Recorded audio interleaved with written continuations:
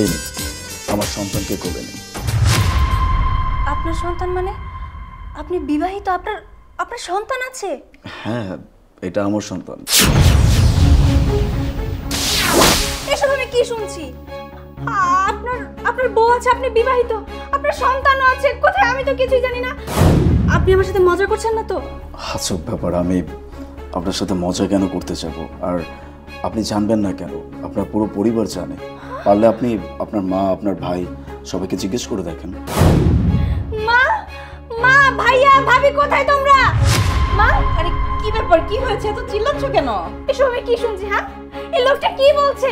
এই লোকটার বউ আছে, সন্তান আছে, আর তোমরা প্রত্যেকটা মানুষ আমার কাছে এই বিষয়টা লুকিয়ে গেছো, আমার কাছে কিচ্ছু বলনি কেন? তুমি ঠিকই শুনেছ, ওর বউ ছিল, মারা গেছে, এখন শুধু একটা সন্তান আছে।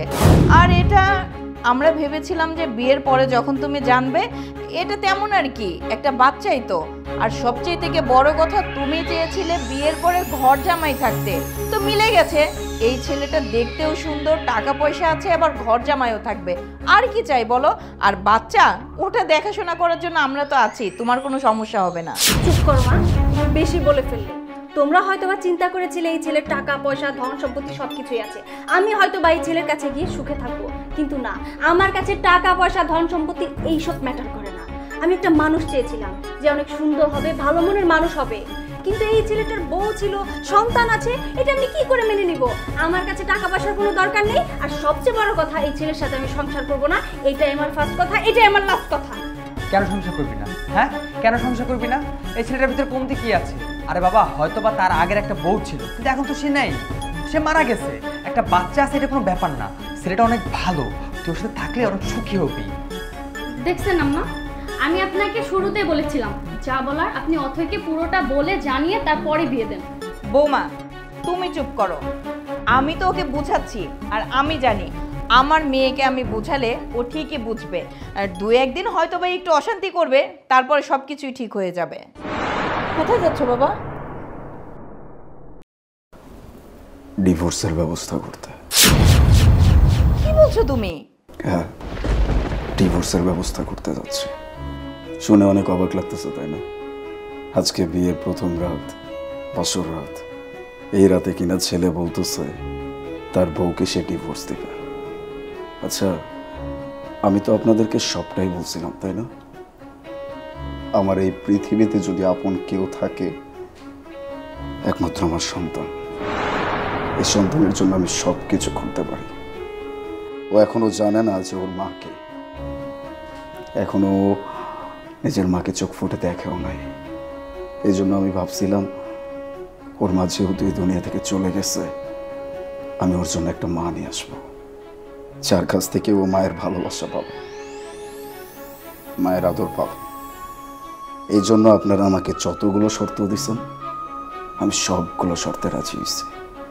এমনকি আমাকে ঘর জামাই থাকতে বলছেন, আমি তাতেও রাজি হয়েছি। একটাবারও নিজের কথা চিন্তা করি নাই।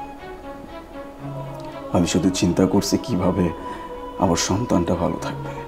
কিন্তু আমি এইটা বুঝতে পারি নাই, আপনারা আপনাদের ঘরের মেয়ের কাছে এত বড় একটা সত্যি লুকাবেন। আমি তো আপনাদেরকে সত্যিটা বলছিলাম, চাইলে তো আমিও লুকাইতে পারতাম।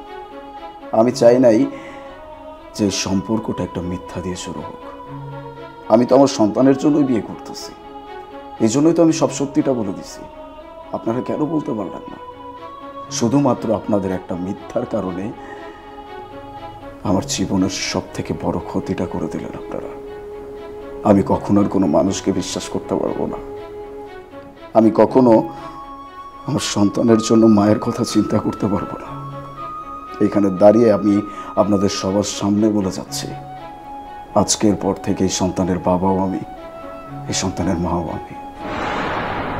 আপনার কাছে আমি হাত জোর করে ক্ষমা চাচ্ছি। আমি যদি জানতাম আপনার পরিবার আপনাকে কিছু জানায় নাই, তাহলে হয়তো আমি আপনাকে সবটা বলে দিতাম। আমি আপনাকে মিথ্যা বলে বিয়ে করতে চাইনি।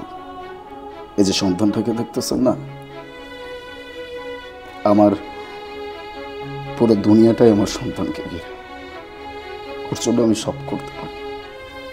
আমি শুধুমাত্র ওর মাকে চাইছিলাম যে ওকে নিজের সন্তানের মতো ভালোবাসবে, নিজের সন্তানের মতো আদর যত্ন করবে, এতটুকুই চাওয়া ছিল। কিন্তু শুধুমাত্র আপনার পরিবারের মিথ্যা কথার জন্য আমি আমার সন্তানকে সেটা দিতে পারলাম না। আফসোস ভাই, আপনি ঠিকই বলছেন। এরকম একটা মানুষের সাথে আপনি কেন সংসার করবেন? স্বাভাবিক, আপনার এত সুন্দর একটা জীবন, এই জীবনটা কেন নষ্ট হইতে দিবেন? ভালো একটা ছেলে ডিজার্ভ করেন আপনি। বাড়ি গাড়ি টাকা পয়সা থাকলেই যে একটা মানুষ ভালো হয়ে যায় তা কিন্তু না। তবে আপনিও যদি চাইতেন হয়তো আমার এই সন্তানটা তার মাকে পাইত। ইটস ওকে, কোনো সমস্যা নেই। তবে আপনাদের কাছে একটা অনুরোধ থাকবে, আবার কখনো নিজের ঘরের মানুষের কাছে মিথ্যা কথা বললেন না, তাতে ক্ষতিটা নিজের ঘরেই হয়। ভালো থাকবেন, আমি আসি। আল্লাহ হাফেজ। দেখেছেন আম্মা, আপনার জন্য অথয় জীবনটা নষ্ট হলো। আপনি যদি সব সত্য কথাগুলো বলতেন তাহলে এখানে 3টা জীবন নষ্ট হতো না। বাচ্চা ছেলেটাও মা পেত আর উনিও সংসার পেত। আপনার এই বোকামির কারণে আজকে অথয় জীবনটা নষ্ট হলো। আর সবচেয়ে বড় কথা, এখন পাড়ার মানুষ কি বলবে? পাড়ার মানুষ বলবে যে ওদের বাড়ির মেয়ের বিয়ে হয়েছে, আজকে আবার ডিভোর্সের কথা বলে জামাই বাসা থেকে বের হয়ে গেল। আমাদের মান সম্মানটা কি থাকবে? আপনি না কোনো কথা না ভেবে আপনার এই ভুল ডিসিশনের জন্য আজকে অথয়ের জীবনটা আপনি এভাবে নষ্ট করলেন। আপনাদের বোঝায় লাভ নেই।